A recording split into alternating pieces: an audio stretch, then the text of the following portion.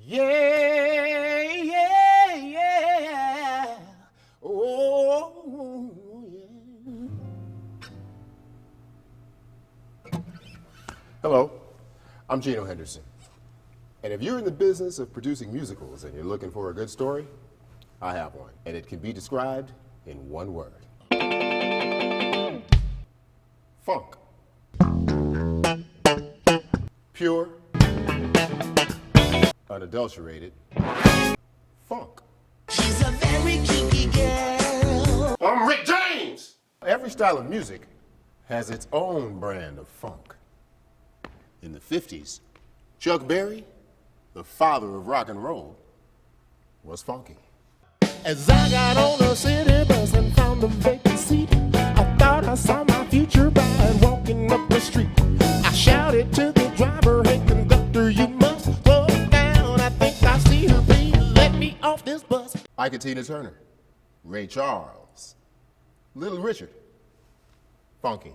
Sit here rolling, Rolling, rolling, yeah, rolling, rolling on the river. rolling on the river.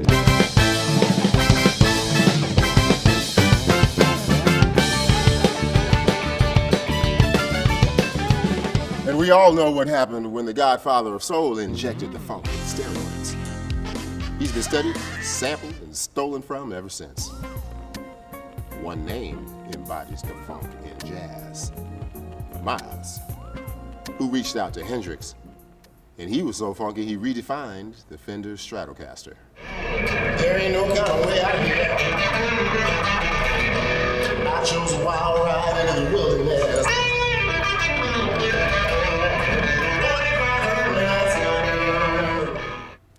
Throughout the late 60s and 70s, the funk continued to evolve with groups like Parliament Funkadelic, Earth, Wind and Fire, Tower of Power, and a group that featured the man that invented funk bass, Larry Graham.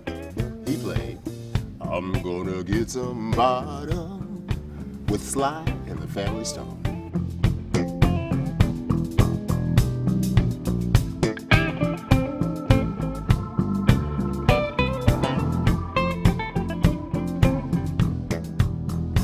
If you want me to stay, I'll be around today to be available. Well, I said I have a story, and it's a true one.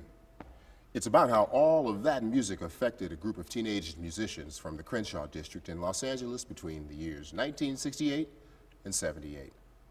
During that time, they recorded, toured, composed music, and made television appearances with some of the greatest artists in the history of the music business. So welcome to this revolution of funk.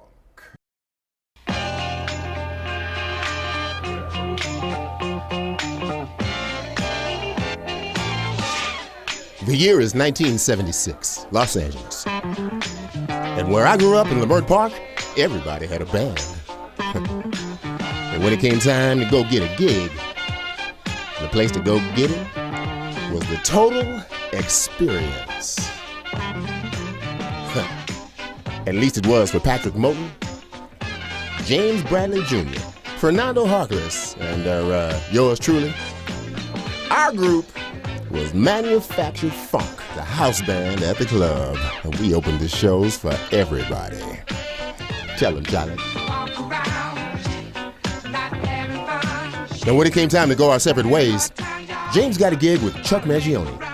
Patrick produced Anita Baker's first hit, and then Bobby Womack's If You Think You're Lonely Now. Fernando went on the road with Marvin Gaye. And before I went on the road with Billy Preston, I played on this song we're listening to. And years later, I found myself in New York.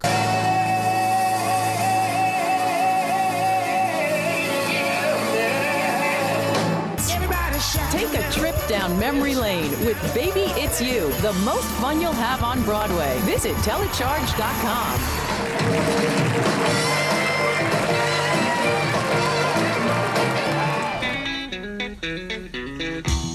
Thank you for your time. If you found any of these stories interesting, I've got a million of them that I'd love to share with you. So until then, take care and stay safe. street.